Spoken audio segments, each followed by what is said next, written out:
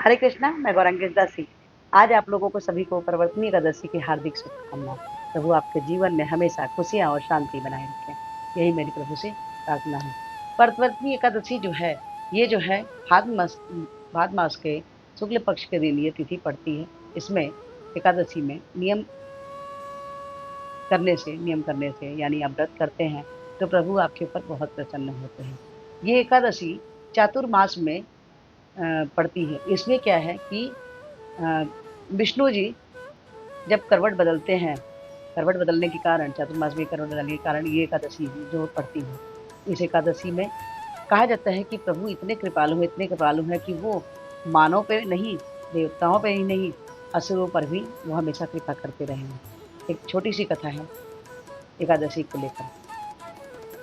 कथा कुछ इस प्रकार की है कि एक बार युधिष्ठिर महाराज ने कृष्ण से जी से पूछा कि प्रभु, परवर्तनी एकादशी आखिर किस प्रकार से, इसका क्या महत्व है, कैसे हुई? तो उन्होंने बताया, कथा बताई कि राजा बलि हैं, राजा बलि असुर कुल में जन्मे थे, लेकिन वो हमेशा ब्राह्मणों का बहुत सम्मान करते थे और हमेशा एकादशी का पालन करते थे, जिस कारण से प्रभु उनके ऊपर प्रसन्न हुए और उन पर कृपा की।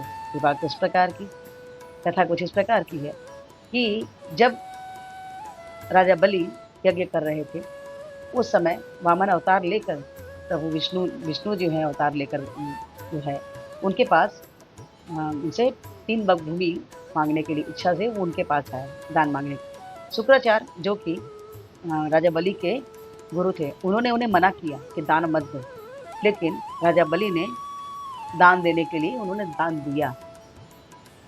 जबकि शुक्राचार्य जो हैं कहते हैं कमंडल के अंदर जाके छुप के बैठ गए थे, लेकिन वामन देव के रूप में जो हमारे कृष्णा थे, विष्णु जी थे, उन्होंने तिनके के द्वारा उस होल को साफ करने किया, जिसके कारण शुक्राचार्य की नेत्र भी चली गई थी। और तब उन्होंने संकल्प लिया, वामन अवतार में उन्होंने संकल्प लिया, तब आए थे राजा बलि कि आप जो है कि अब 3 भोग भूमि के लिए उन्होंने बोला, तो 3 भोग भूमि उन्होंने दिया और उन्होंने तुरंत अपने शरीर को विस्तार रूप में कर 2 पग में तो उन्होंने धरती आसमान को पूरा नाप लिया। अब तीसरा पग कहाँ रखें? जब उन्होंने पूछा तो राजा बलि ने बोला कि दानी बड़ा होता है या दान देने वाला? तो प्रभु ने बोला कि दानी। तो उन्होंने कहा अब तीसरा चरण आप मेरे शीश पर रखिए। प्रभु ने उनके ऊपर कृपा करी और तीसरा चरण उनके शीश पर रखा और शीश पर रखने के बाद उन्होंने नीचे, बिल्कुल भूमि के नीचे, पाताल के नीचे तक उनको पाताल का निवासी बना दिया।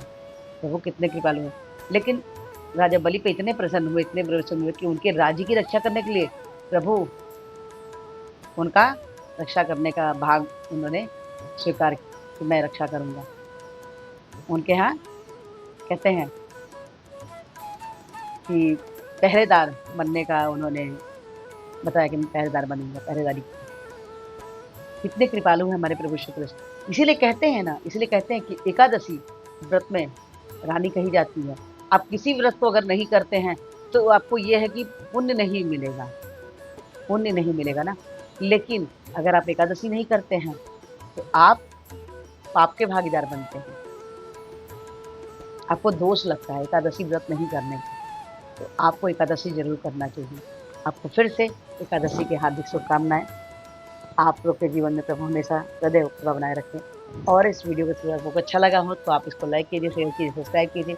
और इस वीडियो को तो मैंने प्रार्थना की हमारे प्रभुपाद श्रील प्रभुपाद में हरे कृष्ण महामंत्र अपने बोले हैं, जो कुछ इस प्रकार से है हरे कृष्ण कृष्ण कृष्ण हरे हरे राम राम राम हरे। तो हरे कृष्ण महामंत्र जपिए, कृष्ण सबसे प्रिय बच्चे बन जाए। प्लीज़ प्लीज़ प्लीज़ आज से एक माला जपिए, अच्छा लगता है तो 2, 2 से 4, 4 से 6, 6 से 8, 8 से 16, जैसे 16 माला आप कहते हैं कृष्ण की कृपा के पात्र बन जाए। तो प्लीज़ हरे कृष्ण महामंत्र जपिए, कृष्ण की कृपा के पात्र बनिए। हरे कृष्ण, राधे राधे।